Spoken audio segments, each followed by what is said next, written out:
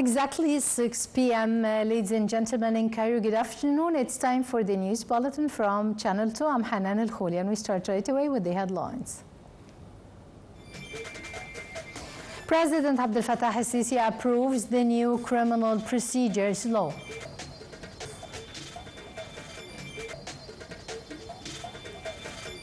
Under the auspices of President Abdel Fattah al-Sisi, Egypt hosts the 3rd Global Conference on Population Health and Human Development in the new capital. Egypt expresses deep condolences to Turkey over the killing of 20 Turkish soldiers on board a Turkish military cargo plane, and that crashed in Georgia. Well, the news in full. President Abdel Fattah al-Sisi approved today the new criminal procedures law, and the new law was approved by the House of Representatives on the 16th of October. The House approved the new law after making adjustments to some of its articles upon President al-Sisi's adjustments, so to ensure the law guarantees full protection of public rights and freedom, and to prevent any ambiguity in its interpretation or difficulties in its application.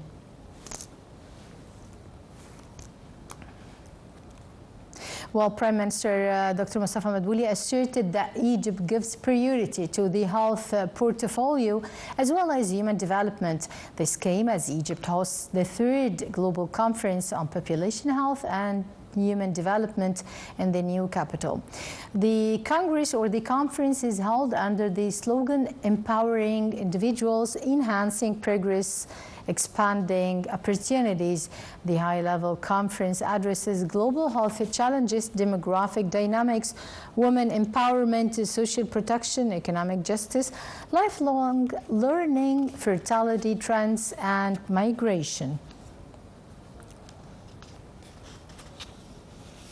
Under the auspices of President Abdel Fattah al-Sisi, Egypt hosts the 3rd Global Conference on Population Health and Human Development in the new capital on Wednesday. The PHDC 25 is held from the 12th till the 13th till the 15th of November.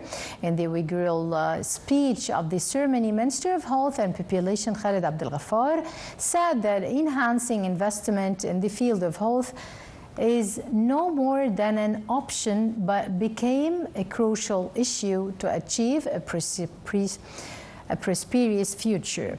He pointed that the health is the cornerstone for human and economic development.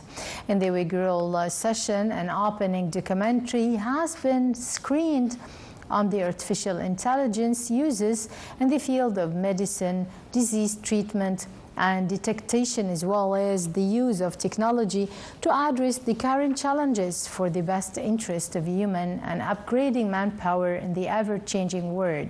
The meeting addresses global health challenges, demographic dynamics, women empowerment, social protection, economic justice, long life learning, fertility trends, migration, digital innovation, along with the innovative solutions for sustainable development, as well as role of culture and sports in strengthening national identity and community cohesion.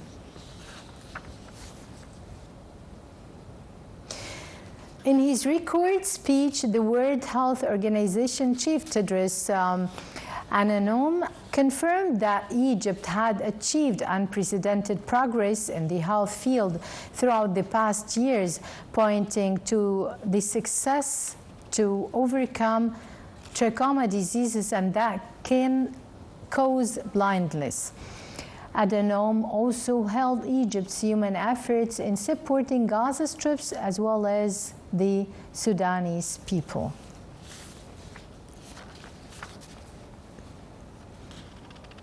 Counting on votes in the first phase of the 2025 House of Representatives elections in Egypt continued on Wednesday. The vote wrapped up on Tuesday in 14 first phase governorates, namely Giza, Fayoum, Bani Suef, Minya, Asyut, the New Valley, Suwag, Kana, Luxor, Aswan, the Red Sea, Alexandria, Al-Bahira, and Matruah. Head of the Executive Office of the National Election Authority, Ahmed al-Bandari, said that the vote has proceeded regularly in the two-day vote and that began domestically on Monday, the 10th of November. Egyptians abroad had cast their ballots on Friday and Saturday.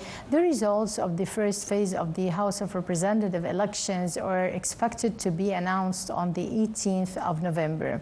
The second phase of the elections will take part in the remaining 13 governorates on the 21st and the 22nd of November for expatriates Egyptians, and on the 24th and 25th of the last of the same month domestically.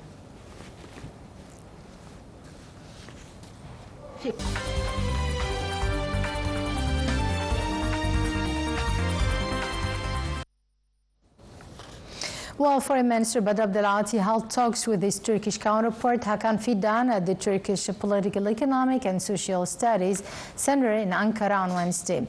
The talks focused bilateral ties as well as developments in the number of regional issues of mutual concern, including the situation in the occupied Palestinian territories. Also, the top diplomat referred to a tangible process at the economic and investment level, in addition to the outcome of the Joint Planning Committee's meeting in Ankara, which was preceded over by the foreign ministers of the two countries, and tackled preparations for the Strategic Cooperation Council meeting, which is slotted into 2026. On Gaza, the two top diplomats reviewed international efforts to rebuild the besieged enclave once the war is over, as well as possible next phase of the U.S. brokered ceasefire agreement.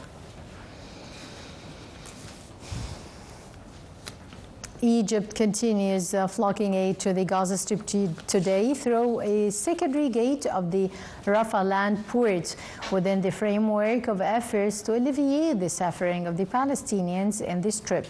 The Egyptian Red Crescent announced that the 71 aid convoy of Zad al-Azza began entering into Gaza. The convoy included tons of trucks carrying food, medical and relief aid to meet the needs of the Palestinian people in Gaza Strip and also to alleviate their suffering.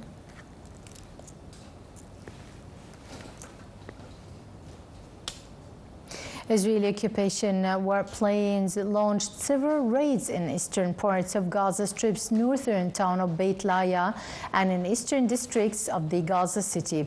Also, the Israeli military fired military artillery shots in Gaza Strip's center, Beit Lahm, and also near to the attacks the main Gaza Strip.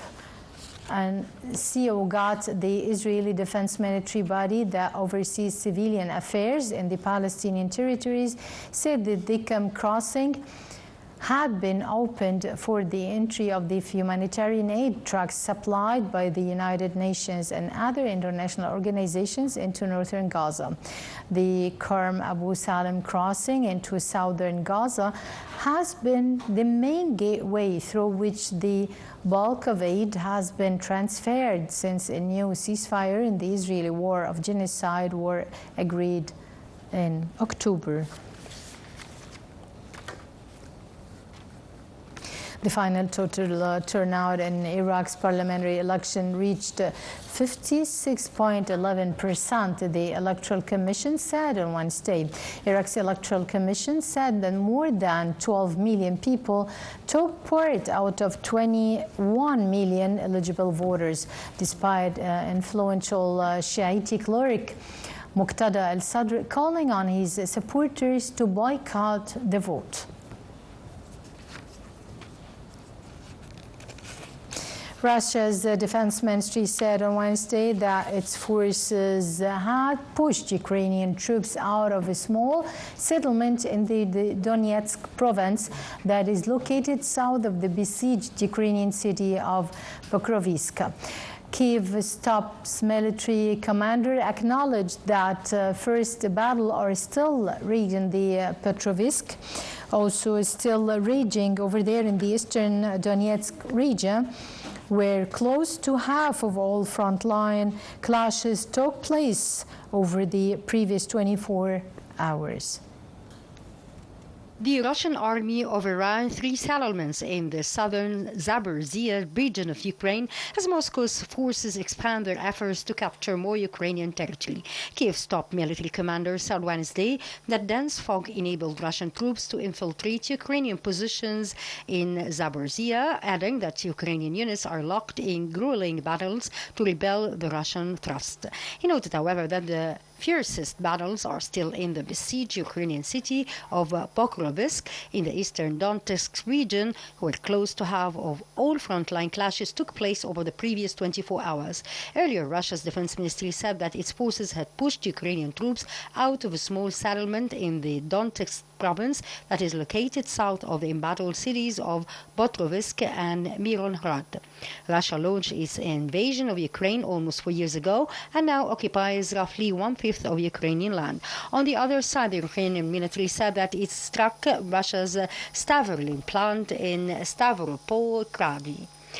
Ukraine's general staff reported explosions and fire in the area of the plant, which is said produces components for drones and materials for other types of Russian military equipment. Russia's better-equipped army has scaled up its attacks, placing the short-handed Ukrainian military under severe strain. Ukrainian officials said in September that the front line has grown in length to nearly 1,250 kilometers. Ukrainian President Volodymyr Zelensky said earlier this month that Russia had deployed around 170,000 troops in Donetsk. Over the past 4 weeks, the Russian Defense Ministry has reported capturing 9 settlements and villages in Donetsk, 8 in the Zaporizhia region, 7 in the Dnipropetrovsk region, and 5 in the Kharkiv region.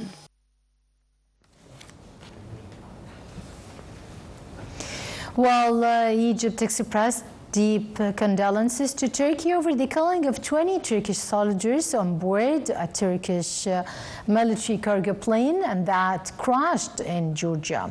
A foreign ministry statement said that the Egyptian government is offering sincere condolences to the families of the victims and asserts full solidarity with the Turkish Republic and people over the fatal accident.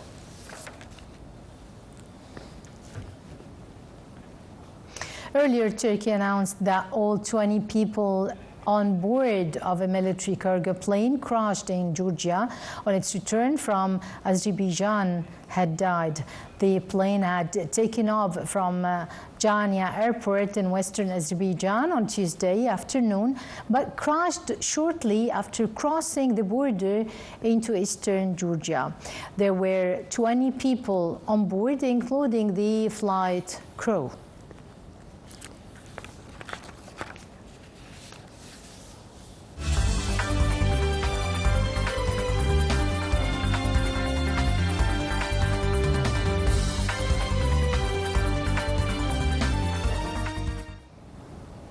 Welcome back again, ladies and gentlemen. I will start our business segment with the Egyptian Boursa, as the Egyptian stocks were mixed at close amid the sell-offs the local corporate and investment funds, while Arab and foreign investment funds tended to purchasing. Benchmark EGX 30 shed 0.1%, closing at 40,228 points, while broader EGX 70 for the equal and the EGX 100 rose by 0.6% and 0.7% respectively.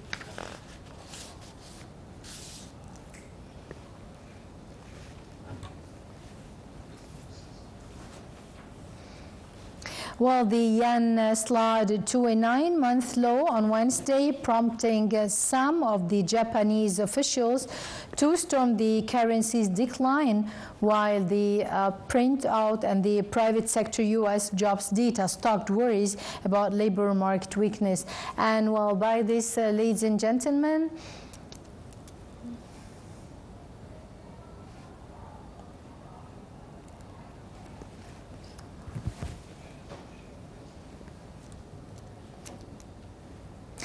well, with this, ladies and gentlemen, come to the end of our news bulletin. Many thanks for watching, and from myself, Hanan El Khoudi.